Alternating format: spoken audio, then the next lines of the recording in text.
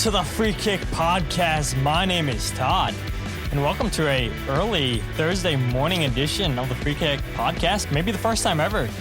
But José Nuñez and I said last night, you know what? Let's go ahead. Instead of doing a night podcast, our schedule is aligned to do a morning-ish show. So why not do something different and come on here and talk about last night's 5-4 penalty kick shootout win for the Philadelphia Union against Indy 11, the first US Open Cup win for the Union since 2018. And now that he's done taking a sip of coffee, he is José Nuñez. Jose, how you doing? I'm all right, man. I've been awake.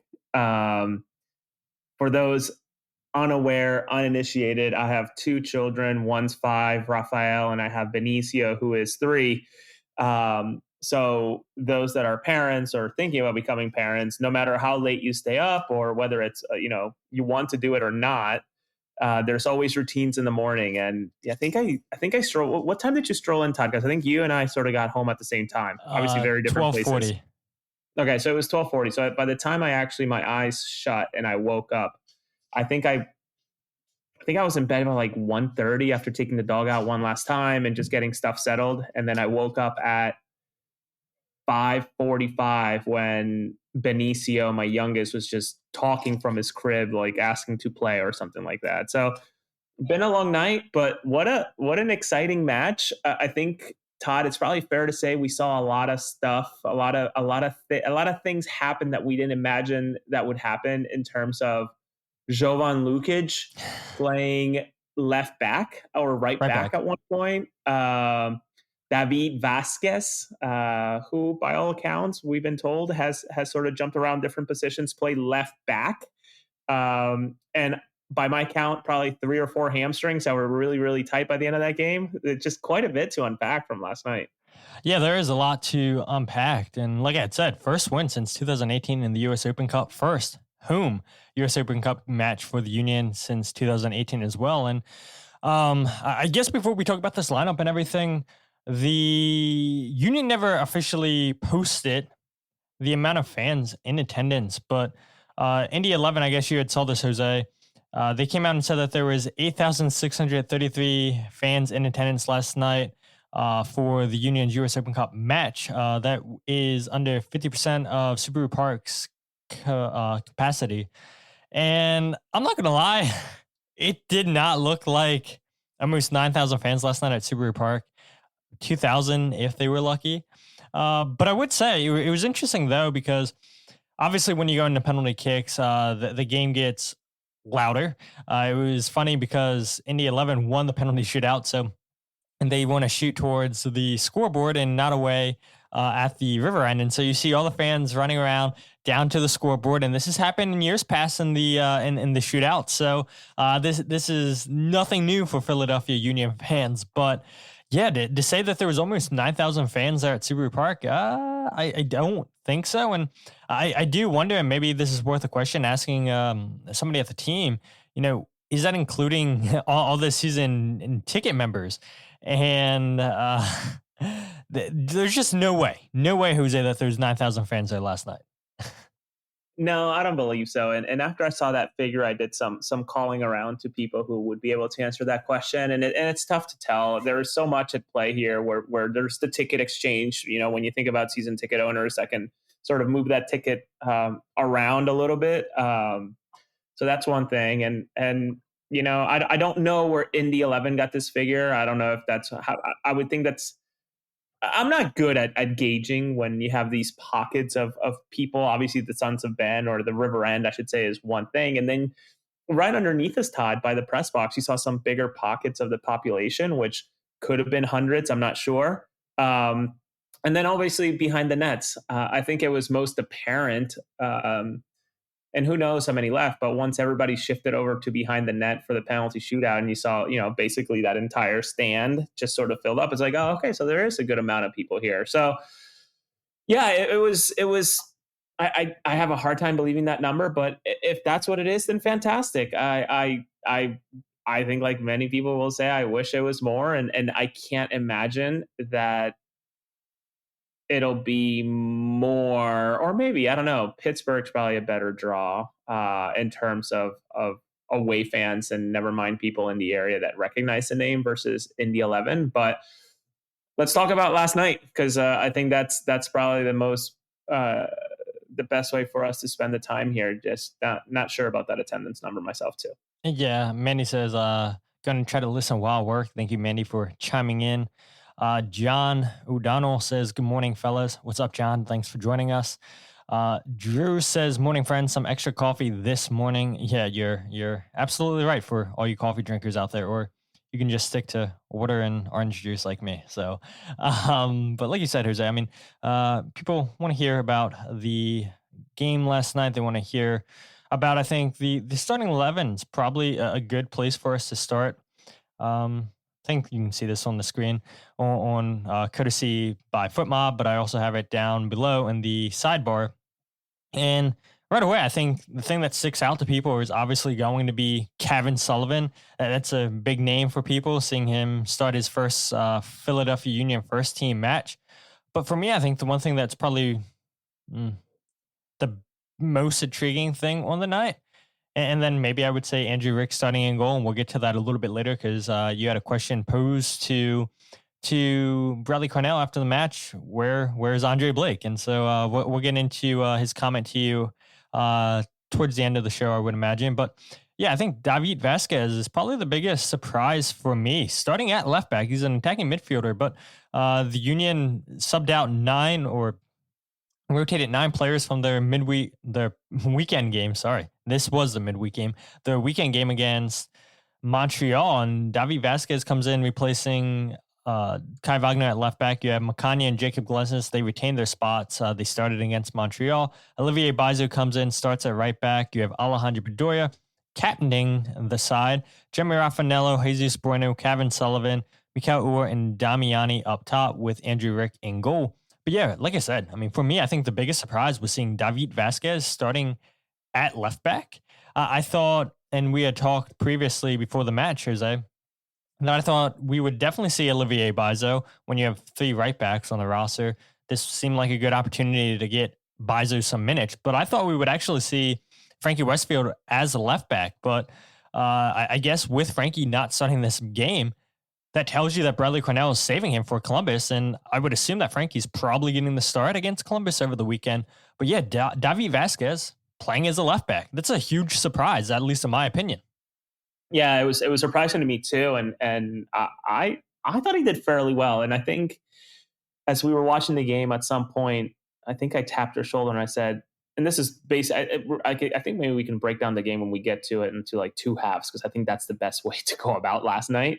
But I think midway through the first half, I sort of tapped your shoulder and I thought, Indy 11 is doing a really bad job of actually picking a side and just attacking, because you had weaknesses on both sides. I say weaknesses in air quotes, because obviously all of the players that the Union fielded are infinitely better than you and I combined. So top level, you either go to one side and you try to pick apart a Bedoya and David Vazquez partnership, or you go to the other side and you go to and try to pick apart a Cavan and Mbizo partnership. So during that first half, Indy did neither. And I would have thought that the inexperience per se of David Vazquez at left back, at least I don't think I've seen him play left back at all for Union 2 or any match that I've watched, whether it's through VPNs for his U.S. youth national team appearances. I don't think he's ever actually played that position. So for him to go out and in such short, I don't want to say notice. I don't know what the word is or what I'm trying to say. So I apologize as I'm trying to like bring my thoughts together. I was shocked that he did as well as he did, especially against the USL Championship side that just, was so inept and without really a guidance or a North Star that entire first half. So kudos to David for getting it done and figuring it out for what did he play, like 50 or 60 minutes? Ooh, FootMob doesn't even have the number. It's it seems like that. Maybe like I think 57 minutes is what I got here. Yeah. So for 57 minutes, I think he was absolutely serviceable. I don't know. I guess David would fall under the scheduled substitutions that Carnell spoke about Yeah. when you think about the 55th, but I don't know why. It's not, I guess at that point it was 1-1. They're trying to figure it out, but I thought he played absolutely fine. And I would have used a substitute on other legs that I thought would have came out before, especially with them holding the back of them. Yeah, and Carnell had joked after the game that there's going to be a lot of ice baths for the players today, a lot of regens, because as we know, the Union have to quickly recover and turn their attention to Columbus Crew on Saturday, which is a huge match. First versus second place in the Eastern Conference. Will Daniel Gosling be healthy to play a role for Columbus Crew in that match against the Union? We shall see. But yeah, 120 minutes probably isn't ideal. You look at a player like Alejandro Bedoya going 120 minutes. Cavan Sullivan, I believe, played 20 minutes in this game. Mikel Ua, like you had mentioned, was pulling his hamstring a little bit. Oluwatu Makanya played the whole 120 minutes. And I know Jillian Almany had mentioned this on the One Team We Agree on yesterday.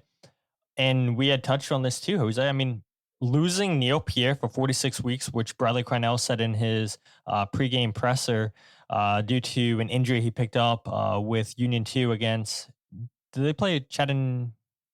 Chattanooga. Yeah, thought so. Yeah, that's a huge blow. So you're down Neil for 46 weeks. You're down Jan. Now you only have two fit center backs in Makanya and Glesnes. And we know what happened with Jacob Glesnes a couple years ago when he was playing every single minute. Come playoff time, he gets hurt, and now he doesn't play against Cincinnati. And uh, it's just plug and play. And there was a question right here from, I thought I saw it here, maybe not. I thought somebody had asked, do we see Nathan Harry will play as, oh yeah, right here by Patrick Andrews. Do we see Nate playing center back on Saturday? Yeah, I mean, it's a possibility, right? But going an extra, 30 minutes because of extra time? I don't know. I mean, 45 minutes is good for Jacob Glesnes. I would imagine we see him starting because I remember Jim Curtin said this last year. Anytime that you would bring substitutes off the bench and they would play like 25, 30 minutes, that's the equivalent of a training session. So the fatigue's really not there as opposed to starting the match or playing 60, 65 minutes. And so we do know that Glesnes is or should be at least healthy for this game on Saturday against Columbus. But yeah, Makanya pulling his leg, and Bradley Carnell said there was multiple players out there doing the same thing. So maybe Nathan Harriel gets to start at center back, but that's a real big concern for the Union, only having two natural center backs healthy. Who else could you put back there? Frankie Westfield, maybe? Kai Wagner, I know we saw a few years ago, I think against Pumas in a friendly play as a center back. So an area that wasn't strong coming into the season for the Union, in my opinion, becomes a lot weaker now with Neil Pierre and Jan still out. And imagine if Makanya picks up an injury. What if it isn't just something like, yeah, he's just cramping? Like that would be worst case scenario for this team. Yeah, it'll be really interesting, and I hope I'm available. I may have some work stuff going on for tomorrow's press conference, but how are these legs feeling, right? I think it was in the 80th minute we saw Owethu just cramp up, pull at his legs. Ua obviously came off when he came off. I think Raffanella was taking a while to get up on some of them. Bedoya, we joked, and can't imagine he's watching, but I can think that I think his leg probably feels like that GIF or that meme. And I know we spoke about it, where like the guy's eating like a turkey leg that was just like smoked for however many hours, and he just pulls at the bone and all the meat falls off. That's how my leg would feel, and he's not that much older than me at all. So I don't know. Well, he said he was sore after the game last night. Yeah. He said he was. I'm sure he was. I'm sure all those guys were sore. Indy, I think, took that hit to the side. It just seemed like there was just a lot of bumping and bruising, and you know what? Like it was a fun match to watch. All around, all things considered. So yeah, if Olwethu is indeed injured, I maybe makes you and I know you and I sort of question Carnell's substitutions, and obviously it's hard to predict the future, and gosh, glad that Glasnost was one of those scheduled substitutions, because imagine a world where he goes down and Onwefu's pulling his leg, and what do you do, right? Jeremy Raffanello as center back like we saw in preseason. God. Yeah, nothing against Jeremy, but that's probably not where he wants to be or anybody wants him to be. So, and shout out to him, man. I think, this is probably crossing boundaries of topics, but Jeremy Raffanello felt, and I saw him throughout the game just sort of like try to guide people, like very vocal and animated, that it's like, oh man, he's like taking a little bit of a leadership role in this game, and maybe doing a little bit more than others in terms of doing that. So kudos to him. Well, how about this? I mean, I'm glad you brought up Jeremy Raffanello. So we saw him play this position last year, I think it was, away in Portland, playing as a deeper number 8, kind of playing as a playmaking 6, where he's sitting with Jesus Bueno last night and he's spraying the ball. But I do actually think that's a pretty good role for Jeremy Raffanello, and not one of those 2 outside 10s or a lone 10, just because he has the passing range, in my opinion. He can take those long shots. We saw a couple long shots last night where he tried to bounce the ball off the ground. And I kind of like that position there for Jeremy Raffanello. And you're right, Jose, looking at what he did last night on FootMob, 96 touches. And it did seem like the Union were trying to get Jeremy Raffanello on the ball as often as possible. And what that actually kind of reminded me of was what the Union did with Jovan Lukic. There's no surprise that Jovan has such a good passing range. He has such a good eye, where even last night he played a fantastic ball in, I think, the first half of extra time last night into Indy Vasilov. And then the goalkeeper for Indy 11 comes up with another great save. And I'm sure we'll probably talk about that goalkeeping performance last night. Fantastic performance from Reece Charles Cook. But yeah, I mean, Jeremy Raffanello was kind of playing that Jovan Lukic role. I don't know how you feel about that, but that's the way I kind of assessed his performance last night. And I think he did all right. Raffanello? I think Raffanello. He did fantastic. Yeah, I think he did exactly what he was asked. And, I think it was, and I might be a little delirious, A, because I'm tired, and B, I'm trying to remember a night that we stayed up till midnight, 1 o'clock in the morning, 2 o'clock in the morning for Jim's press conference after that Portland game. But I think Jim at the time spoke about Jeremy and saying, he took the role and ran away with it and did very well. But does that mean that he's going to be a regular starter or anything like that? Absolutely not. He needs to continue to work, et cetera. But last night was such a great step to sort of show what I think a lot of people question when he got his contract extension, in a way of like, why are you bringing back this guy who has hardly seen the field? And obviously you need a range of players. You don't want to be top heavy like Miami and then see what they're going through. And you also don't want to be, Montreal either, and just have very, very low bottom spending groups like that. So Jeremy did a fantastic job yesterday. And I think he was just, I know you and I always question who either the Union PR bring out to chat, or who people ask to bring out to chat. But I would have loved to have talked to Jeremy. Not one that you hear from very often. And when you do, it's usually it should be because he's done something great. And last night was one of those games where he did great. Yeah, and I think actually the last time that we saw Jeremy Raffanello speak to the media was against Inter Miami last year. And I feel like when he did that? Is that when he made the comment of I'm just going to do the homegrown thing, or like the homegrown thing and not say a thing? Yeah, I think I was the only one who talked to Jeremy Raffanello. I think I requested him, and he was shocked that like somebody from the media wanted to talk to him. And you're right. I mean, 120 minutes last night, played a fantastic game. Probably should have been one of the players that was requested. But look, for people that are unaware, we got to speak with Andrew Rick, who was excellent after the game. Cavan Sullivan, I didn't speak to because they had like multiple players out there at the same time. So it's like you pick and choose. Jacob Glesnes was out there, and then Alejandro Bedoya. So spoke with Bedoya and Andrew Rick. But yeah, I mean, Jeremy Raffanello probably should have been out there, but it's okay. The Union are playing a round of 16 game against Pittsburgh Riverhounds. I don't think that date's been confirmed yet.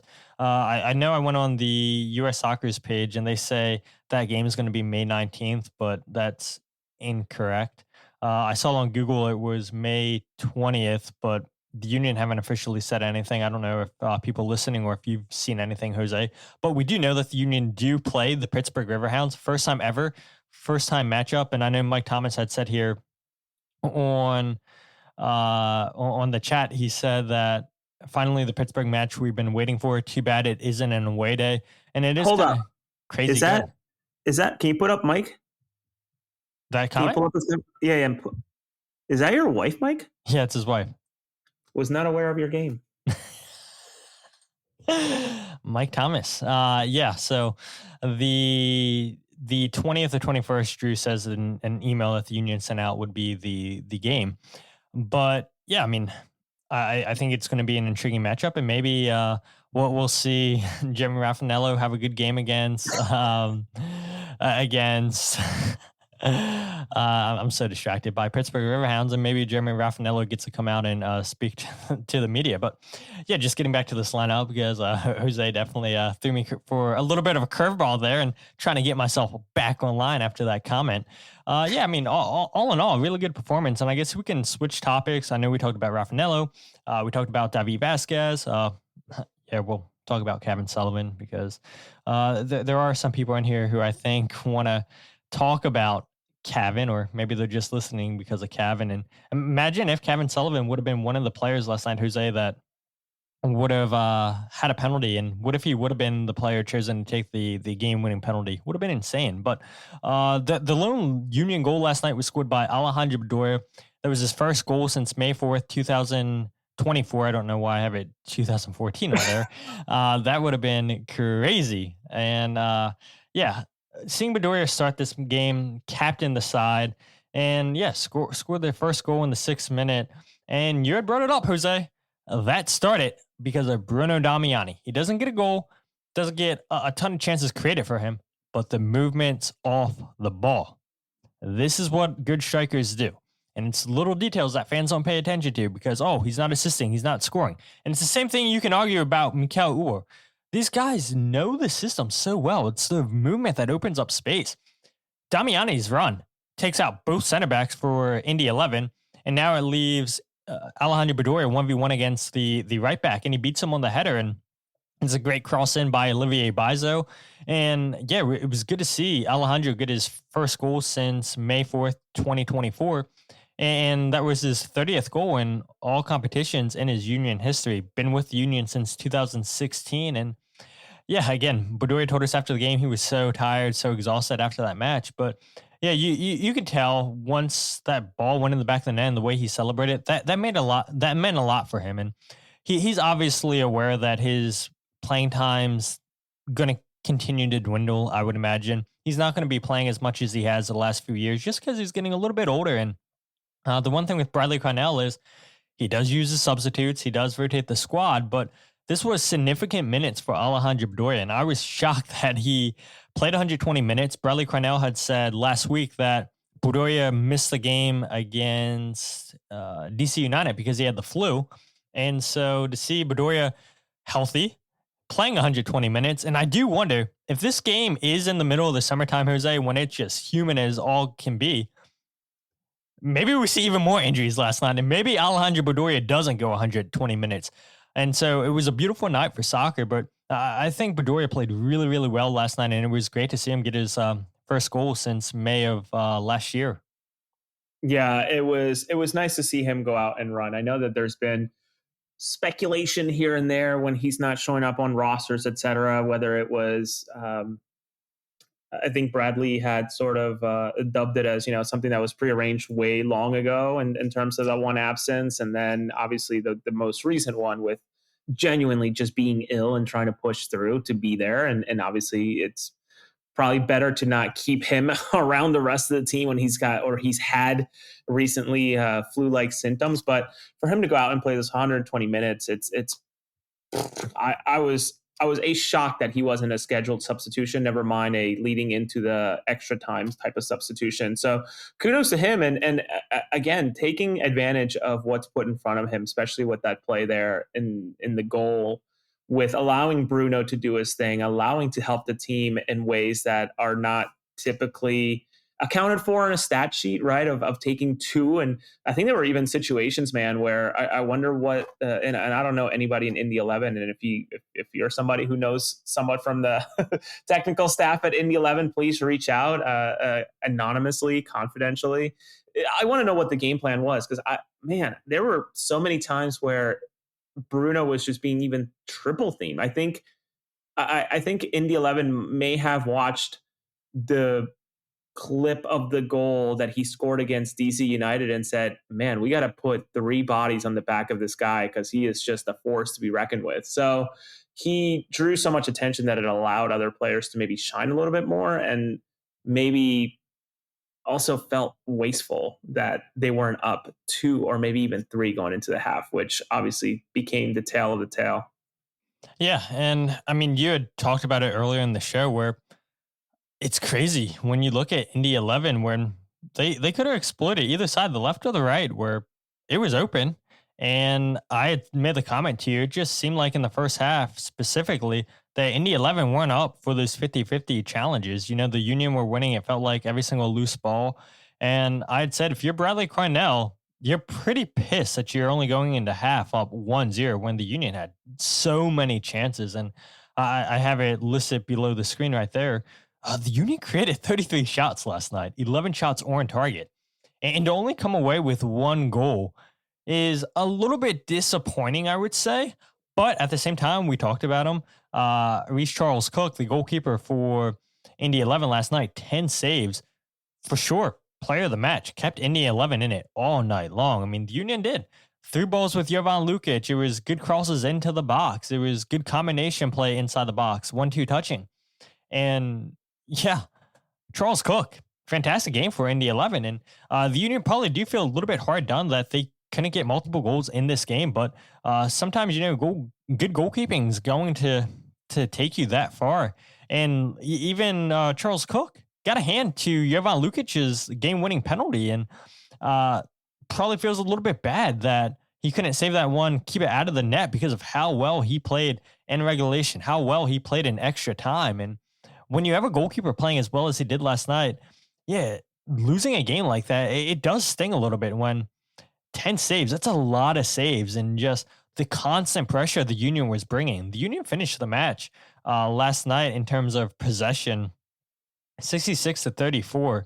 I mean, the Union, it felt like we're in Indy 11's half for a majority of that game. And when you have to be locked in that defensively, I mean, credit to the coaching staff for Indy 11 for being that disciplined, not losing their shape, picking the moments when to hit the Union on the counterattack. Andrew Rick even came up with a couple big saves last night for the Union. Obviously, he comes up with that save in the penalty shootout. And Bradley Carnell had joked after the press conference saying, we told the guys that he's going to give us one because he usually saves one in shootouts with MLS Next Pro, which I think does give the Union a slight advantage, where we all know after the end of 90 minutes, it goes straight to penalties in MLS Next Pro. So Andrew Rick has a lot of experience. But yeah, the goalkeeping display that we saw from Charles Cook last night, fantastic for Indy 11. And if you're an Indy fan, you probably feel a little bit hard done just seeing your goalkeeper play. I would imagine probably is one of his best career games, and doing it against a side like Philadelphia Union, doing it against a Bruno Damiani and U.S. men's national team legend Alejandro Bedoya,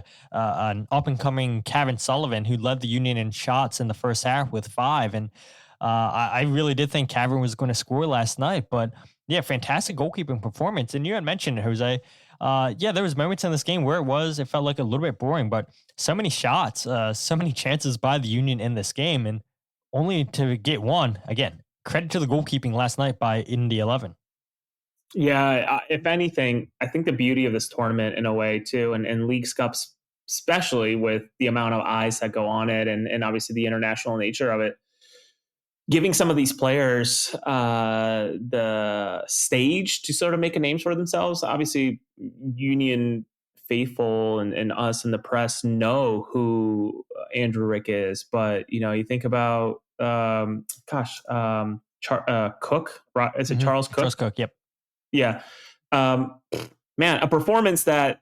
And what's the saying? He played on his head, I think is typically what he was just unreal in terms of keeping things out of the net and some of those crosses that were being put in at the end where it was a tight angle and he was just, pushing them over. And had he not done so, it would have been a little bit more dangerous. He just had a fantastic game. And you're right. He probably feels like, oh, you guys couldn't come up with something else offensively to get us over the line. Probably feels a little hard done too. But yeah, I can imagine that more eyes were on that player than anybody else on that field. It was just a fantastic display by Indy's goalkeeper.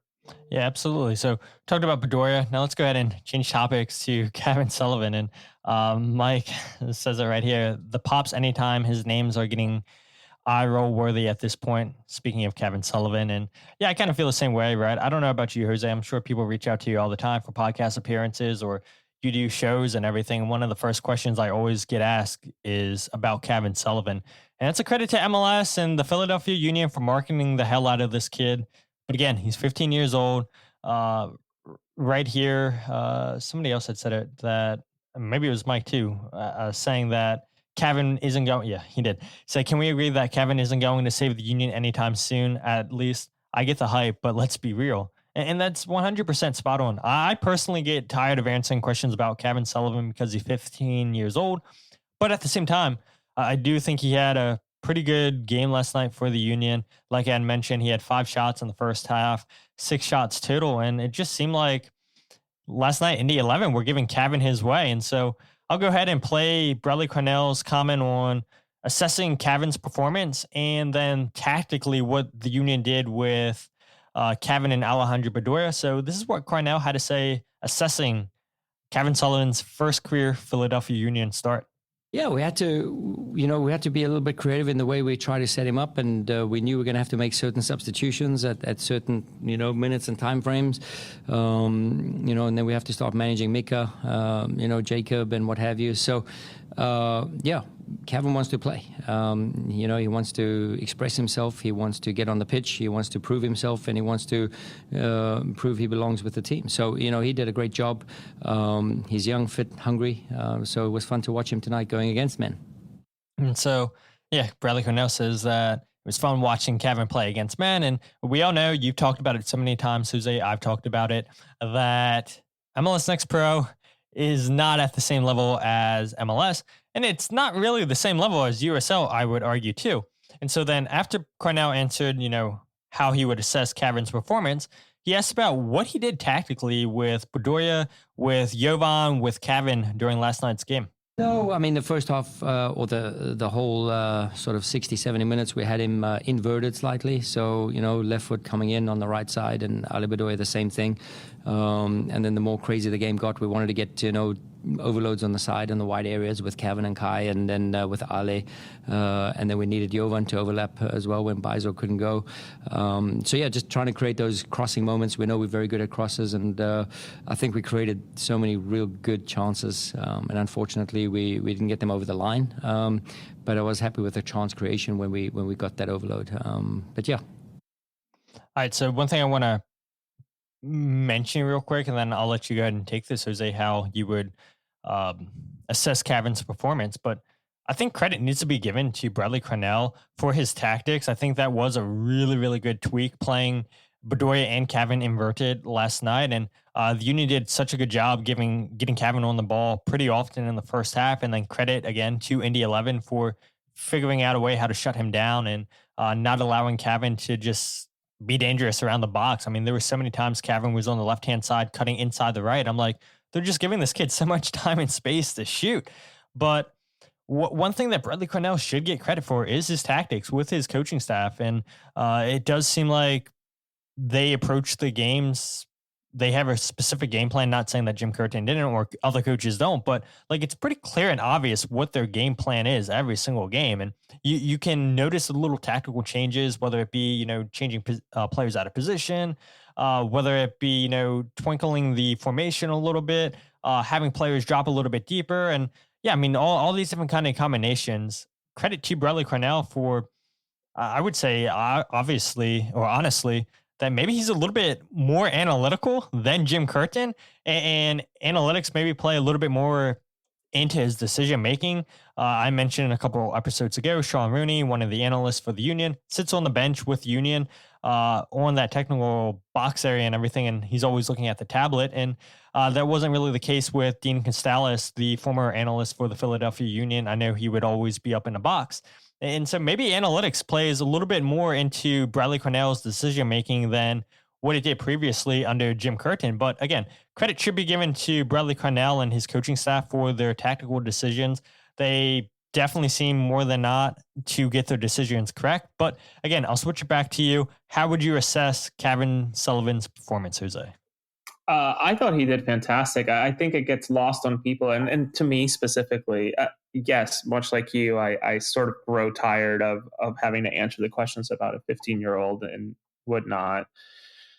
But then watching games like yesterday and thinking of, again, completely unrelated, but like my own experience playing with older people when I was growing up and ultimately whatever playing later, like when you're that young and you're playing as a 15-year-old with like high school kids, right? Or even like borderline college and summer league, which is what we did out in Governor Mifflin in the Reading area. Like we were ninth graders or going to be ninth graders playing against juniors and seniors in high school. Whenever I had a bigger guy come at me, or like playing adult league as a sophomore in high school, it's like your eyes just grow big, right? And you just sort of like, I don't like, you just sort of have this, like, you can't make decisions. You're sort of thinking about what the physical punishment is that you're going to get from this guy who's going to come and try to get stuck in with you for the ball, etc. But Cavan did fantastic dealing with a lot of that. I think there were some tackles where like, oh man, I hope he's okay, that we watched yesterday, especially once they were, I guess it was the first half going, or was it the second? Yeah, second half going towards the river end. Yep. Just where I kept on thinking, oh, that probably hurt. And sure, it hurt, but he was able to rebound from him and get back up and play. I would go ahead and just add that his first half was certainly better than his second. Mm-hmm. I feel like that's probably the way that we can put it across for everybody on the team that started the game. But for him to play 120 minutes and really put a showing onto what he can do against grown men, granted, USL Championship side, not commentary on USL, but realistically, when you think about the pyramid, they're supposed to be not as good as MLS. And that's ultimately what happened in terms of the penalty shootout. But he hung in there and he did well. That it makes me wonder, should this reporting from Fabrizio Romano be true? You know, what does July look like for him once Manchester City is in town for their match or their Club World Cup run? It sounds like off of the Italian that Cavan's going to have a part in that training. Is that just for him to dip his toes into Pep Guardiola tactics?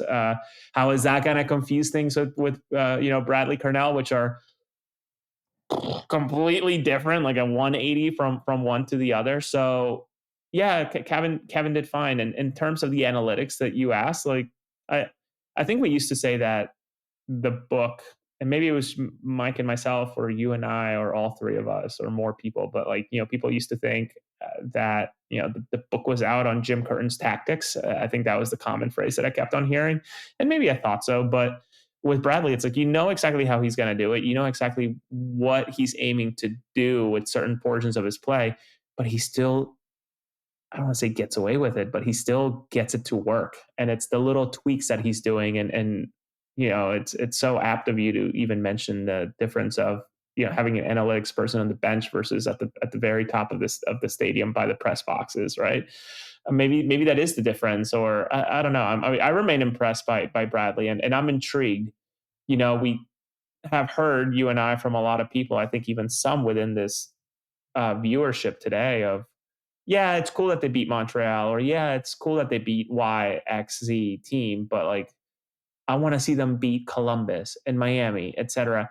What is going to be the talking line on Bradley Carnell should Philly win this weekend against Columbus, right? What is because that would be the first win in 4 games against them, if I recall, because they played 3 last year, lost all 3. Yep. Are people suddenly Carnell believers, or is there still going to be doubt on him, right? I'm intrigued. I'm so intrigued for what happens this weekend. Yeah, exactly. And I mean, Union took care of business last night. Credit to them. And obviously, this game against Columbus is huge. First versus second in the Eastern Conference. 12 games into the season, a huge game this is. And I've talked about it the last couple of episodes where, okay, it's great that the Union take care of business against Atlanta. It's great that they take care of business against DC. Great that they did against Montreal. You beat the teams you should beat. But now when you're Columbuses, you're into Miami's, you're Cincinnati's, you have to face them. Does this team still look as good? And the depth, again, proves itself last night against Indy 11 and USL squad.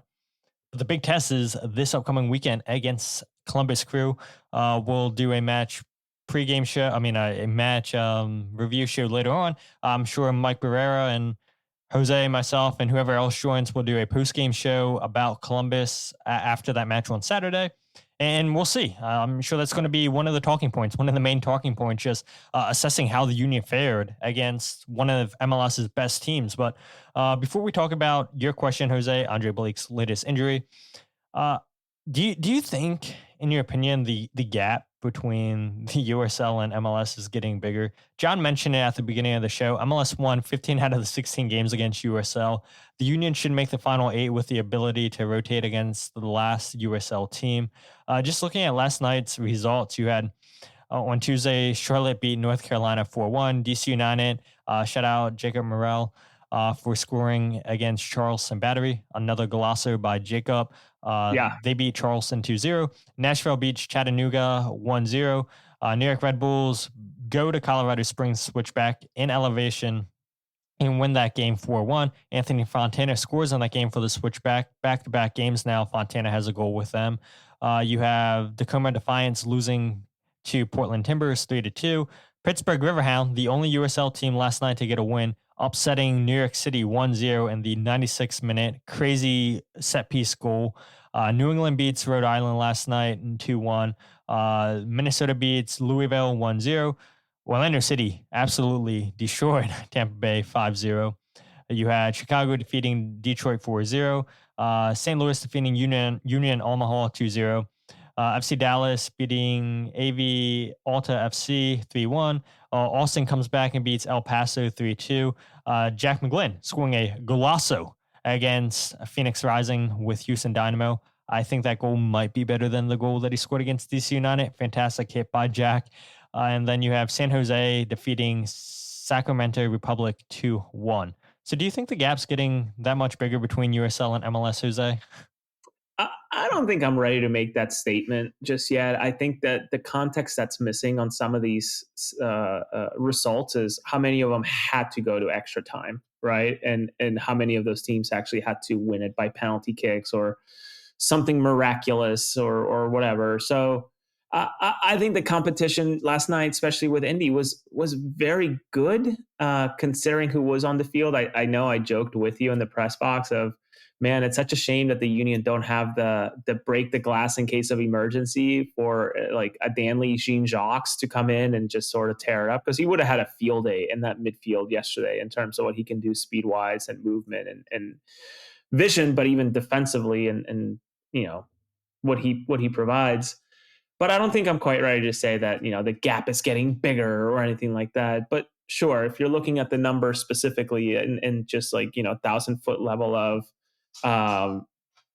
X teams, only one team technically defeated an MLS side. Like, sure, I guess it does display that. But I think once you start digging in a little bit deeper and you start saying, well, Philadelphia put on this side and New York City FC didn't have Matt Freese on net. And, you start thinking about what actually is the finer detail in all of it, and maybe a harder conversation than just flat out saying yes because of X. Yeah, exactly. And again, I mean, I didn't look at the lineups for those teams. I don't know if USL clubs really rotated. I don't know if they rotated over the weekend in their USL Championship matches and whatnot. But look, the Union could have been one of those teams last night that got upset by Indy 11, but they find a way against Indy in penalties, winning that 5-4. But the last thing that I want to talk about here, because, there's no need to have an hour podcast on this match last night, is another injury to Andre Blake. Bradley Carnell says after the game that he's not too concerned, but I don't know, Jose. 12 games into the season now for the Union in all competitions. Andre Blake injured yet again. Was injured already earlier this season, and we saw Andrew Rick start a game or two for the Union. I I don't know what to make of that, but you had asked Bradley Carnell after the game, and this was clever for you. And I made a joke to you. I said, "You want to go fishing because it seems like you're pretty good at setting the bait and the hook." You had mentioned, yeah, is U.S. Open Cup Andrew Rick's tournament now? And Bradley Carnell, he found a way around that, and he eventually admitted that Andre Blake was hurt, and so you followed up with that. And this was that whole interaction with Bradley Carnell last night. We can evaluate and assess. I think we want to win our next game, there was a couple of things going on with Dre, so hopefully nothing too serious, and we're all good to go. So we want to win the next game, I'm sure Dre will be fine by Saturday. In terms of a small injury, something went on with Dre? Yeah, he just a management thing. It's fine. Yeah. Just a management thing. I mean, Bradley Carnell didn't seem to be too concerned there, but I guess we'll see this Saturday against Columbus Crew. But I think the one good thing is Andrew Rick, we had mentioned it at the beginning, was just riding on that adrenaline. He was so happy talking to the media last night, joking about, he would have taken a penalty if he was asked. He would have went right down the middle. And it was good to see Andrew Rick so loose, and he's gotten so much better in the last year. I mean, last year, I think it was against DC United, he got his homegrown contract down in DC, and going from that time with the media to where he is now, he's taken so many leaps now and just feeling so much loose and so much more open talking to the media. At least that's the way I assessed it. But at the same time, no offense to Andrew Rick, he is no Andre Blake. And seeing Andre Blake injured again, 51% of the games last year missed from Andre Blake. Maybe it's starting to get concerning, Jose. Yeah, I mean, the clip sort of speaks for itself. And, my line of questioning was intentional. I think how I operate some of these things. It wasn't a happy accident that we got there. Probably just leave it at that. But I hope that Andre's doing well, and I think matches like Indy 11, and then the previous one for Andrew, Andy, whatever you want to call him, Rick, against against Chattanooga, having gotten a hold of an entire replay. Andy was unbelievable, and then I think the Union even put a quick excerpt of his saves against Chattanooga, which tells some of the tale, but his distribution, his etc. He was fantastic. So I'm just so glad that he got back-to-back games technically to be able to build off of it. That I hope that Andre's healthy, but shit, the curiosity in me, it's okay, he played against MLS Next Pro just now, and the progression, I guess, is what I'm trying to describe here. Played against MLS Next Pro just this past weekend. Did great. Defeated a USL Championship side, despite not taking a penalty kick, keeping a penalty kick out, and making unbelievable saves to keep the team in it. Left stranded on that goal. I don't fault him at all for that clean sheet being taken away by that goal. And now 1 second, I would be so curious to see Andy Richter, as Mike Thomas says, to get a chance against a team like Columbus, right? And hopefully, I hopefully not out of necessity and just solely because Blake is out, et cetera. But I think you and I can agree that we're starting to see beyond Andre in a way, and probably what should have been done for a couple of years now, especially with the cadence of the injuries, et cetera. But I want to see a world, and I think it benefits Philadelphia and it benefits the sport to see, okay, now there's somebody who's young that is better than Blake at this age, right? It just continues to grow and build, et cetera. That I think Andy will get there. Is just, can he be afforded the opportunities that are not MLS Next Pro? And I still stand by this, Todd. I don't think Andrew should be playing MLS Next Pro. And I know that Oliver's there and the drop-off is big between Andre and anybody, but between Andre and Oliver, the drop-off is the delta is just too big to deal with.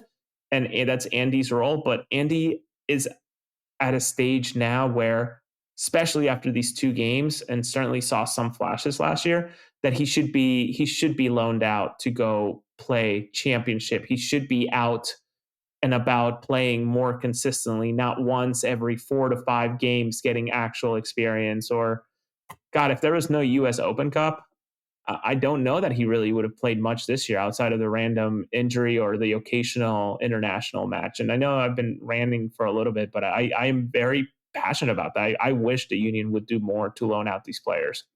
Yeah, exactly. And you kind of feel bad for Andrew Rick, where the more and more you look at it, that Oliver Zemla deal, no offense to him, but it gets worse and worse, where it is literally stopping the development of Andrew Rick, where I agree with you 100%. I think a CJ Olney, I think Cavan Sullivan, I think a Andrew Rick, I think all of them have graduated past MLS Next Pro. That league's not going to get them any better. They're essentially just playing it to stay match fit.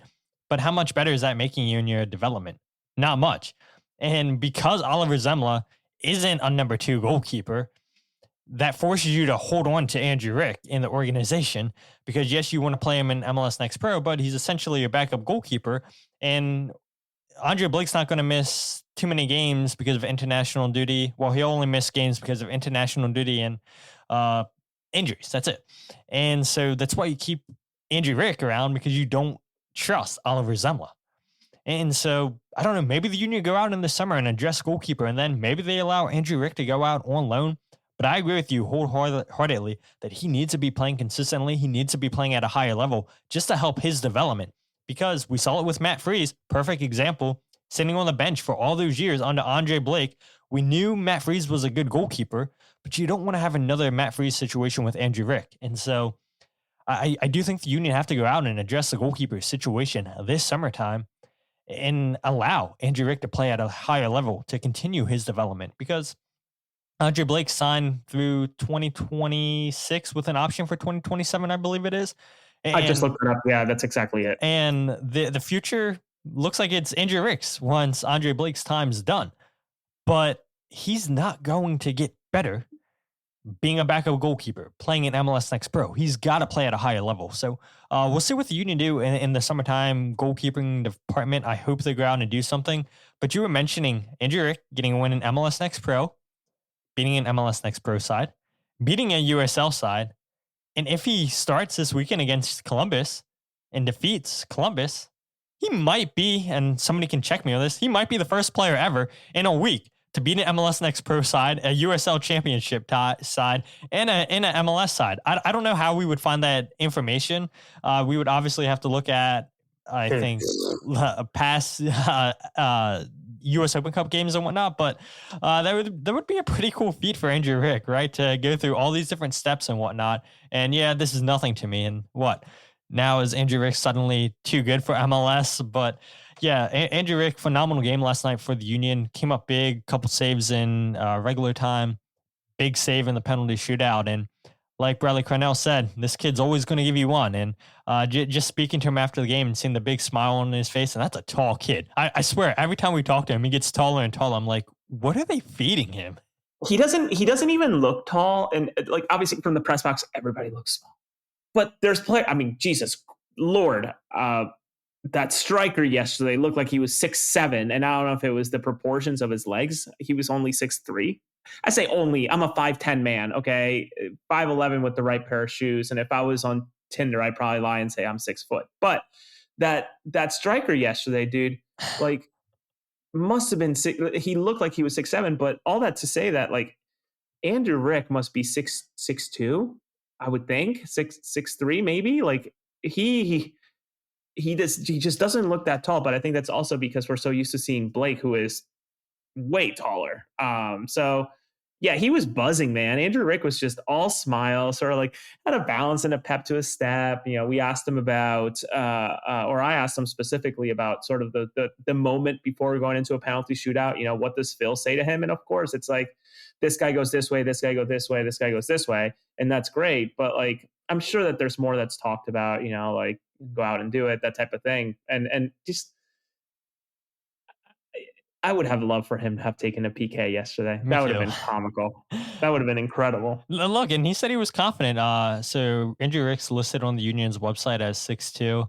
That was last I year. don't So believe that for a second. He looks taller than 6'2". yeah, he does. He does, and he's definitely growing into his body now. But I again, as we wrap up the show, I mean, a lot of credit's got to be given to Phil Whedon, the director of goalkeeping, the assistant coach, Union's goalkeeping coach, and Ross Kane. Union are so blessed with two excellent goalkeeping coaches, and yeah, it's no wonder why Andrew Rick's at the level that he's at right now because of those two guys. And I know Andrew Rick gets asked about those guys quite often, and he's always singing their praises. But these are two really, really high figures in the Union's organization, and whenever the Union go out there and get a goalkeeper, you got to feel good that they're going to develop well under both Phil and Ross Kane because they're excellent. And they played a big part in Andre Blake's development since Phil Whedon's been here back in 2020, I believe it was, and Andre's taken his game to the next level since then. Andrew Rick continues to develop into a really, really good goalkeeper. And so, yeah, I mean, the Union are blessed with good players, but they're also blessed with very, very talented staff. And that's pretty much everything I have for this game, Jose. Almost an hour for this, which I wasn't expecting. But hey, look, I think the listeners do. And 220 people listening to the show at 11 o'clock in the morning, where we did not advertise this at all. Well played to you guys for finding us on Twitter and Facebook and checking us out, leaving your comments. But Jose, anything else you want to add to this before we plug social media? No, I think it's just a busy week and it's going to continue to get busier. I give kudos to you for your pre and post match articles. I can tell you that MLS, in terms of writing for this weekend, has Philadelphia against Columbus as the priority match. So I'm sure if unless it's a 0-0 boring ass game, expect something from me about the Union against Columbus, since the league is excited about it and has dubbed it as so. And I echo your sentiment, man. I think it goes under the radar and often in the shadows just how fortunate the club and the fan base is to have some of the staff that roams the hallways of the Union facilities, whether it's at the stadium or the power complex or whatever you want to call it, the Wizavizos Bank field house, like just an unbelievable talent that even you and I yesterday, Todd, spoke about. Just seeing and knowing some people that have gone on to move on to different ventures after the Union, how well they're doing, how well they're thriving. They're in places to make big decisions. They're doing incredible things. So the Union are serving a purpose, both in keeping good talent in terms of the staff, but also allowing them to go and swim freely if they so choose to want to and do it. So nothing else to add. Just a great point from you there. Well, I appreciate that, Jose. Every now and then I make great points. But before we end the show, I do want to give a shout out to Steve, who talked to Jose and I after the game, coming up to us and didn't recognize the faces, but said, shout out. I recognize that voice. And so shout out to Steve for listening to the podcast and recognizing Jose from his voice and saying, yeah, I listened to you on a podcast. And you were like, yeah, I'm on his podcast. He's like, wait. Yeah, you guys do a podcast together. You guys do a great job. So it's always nice running into you guys in public and hearing your praises, or even people that want to leave negative comments. We're here for both of it. But the fact of the matter is, you guys check out this podcast pretty much weekly, and I appreciate the support, and I'm sure Jose does as well. And obviously, Mike Barrera over at AAT Sports across the pitch. Doing a fantastic job with that, and really, really grateful for the opportunity anytime I get to join you guys over there, Jose. But this fan base is definitely blessed, I would say, with some really, really great content, with a lot of people just pouring a lot into covering this team. And it is nice to get a little bit of appreciation from you guys, whether it be in public or in the comments with you guys on YouTube and Twitter and Facebook. But Jose, where can people find you on social media? You can find me at Jose R. Nunes 91, where you will see my work linked to my Substack. I just put a little piece about Pep Guardiola and what it means to him and Manchester City to come to the U.S. for the FIFA Club World Cup.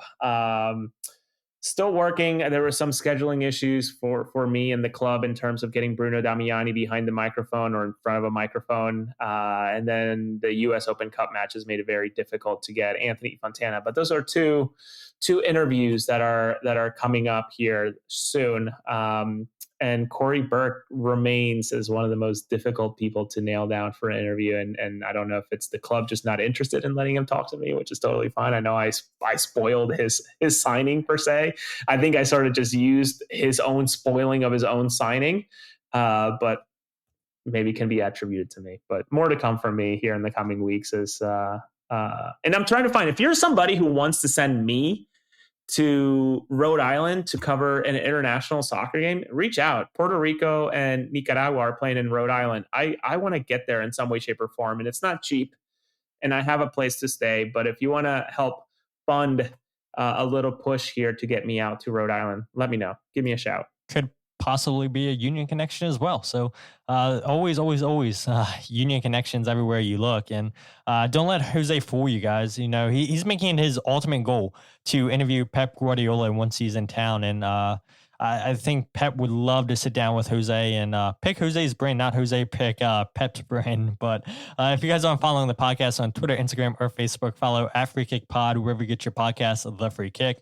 Check out the YouTube channel, live every single podcast, youtube.com/FreeKickPod. Check out the goals breakdown video there as well. Just a reminder, only doing the goals breakdown video for MLS games only. And you guys can go ahead and check out my writing or the goals breakdown or the podcast all in one place, thefreekick.substack.com. Mike says if the Union, if Saturday doesn't go well, people might melt down. Yeah, I could definitely see that with this fan base. John says you need to do a pregame in the parking lot. Jose and I actually talked about doing a show in Union Yards, but we need Wi-Fi. That's the biggest thing about Chester is the Wi-Fi is not great. So that's why whenever we do the post-game show with Mike, we do it from the stadium just because of the Wi-Fi. So if we can find a way to get Wi-Fi, we'll do it. Yes, Jose? Guess how much they just re-released shout out to my contractors, MLS. They just released an update as of May 1st, what the rosters look like, updated now that the window's closed. GAM available by the Philadelphia Union after Daniel Gastag left. Can you guess the number? I'll say 2.2 million. No. $873,000, which is actually still a sizable amount of GAM. So the Union, I think you can put up to $2 million, I believe, in transfers. So the Union only decided to put 600. Were they at 200 something? I forget what they were at previously. So yeah, they obviously didn't opt to put the whole $2 million into that. So that might not go over well with this fan base that they're pocketing a little bit of that money, but hey. Whatever. Yeah. So I guess I have a post here with the updated roster profiles, and hopefully we get the MLSPA numbers here in a little bit, because I'll be curious to see what some of these guys are coming in at money wise. Jovan Lukic, a Daniel Gazdag with Columbus. Do you think Alejandro Bedoya went down a little bit less? Probably. But regardless, yeah, should be a busy week. Looking forward to this game against Columbus Crew on Saturday. Thank you guys once again for joining in the comment section. Jose, thank you so much for making a late morning, early afternoon show. But with that said, my name is Todd, and this is the Free Kick Podcast.